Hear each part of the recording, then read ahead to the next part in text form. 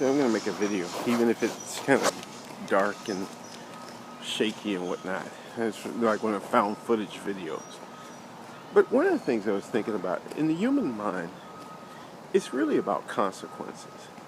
You know, there are things that we can imagine, things that are abstractions, and they could relate to things that are real, you know, or they can just be relating to something that's not real. But when you think of a consequence, that's what really moves you. You know, if you don't do something, there's going to be a consequence. If you don't move your car, you're going to get a ticket. You know, you're going to pay some money. Or if you don't pay your taxes, then people are going to come after you. Or if we don't deflect that comet that's the size of Baltimore that's headed toward Earth, you know, we're all going to be annihilated. And there's things like, you know, if you don't atone for your sins, you're going to be burning up in hell. There's those things. Or if you take a blood transfusion, you're going to be left out of the earthly paradise.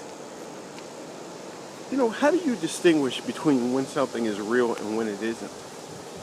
When it's just purely, you know, it's not that it's not, you can say imaginary, but even when things are real, it's imaginary. It's just that the imaginary thing is more like a check. I'm going to be a little bit like William James. It's something that stands in for something.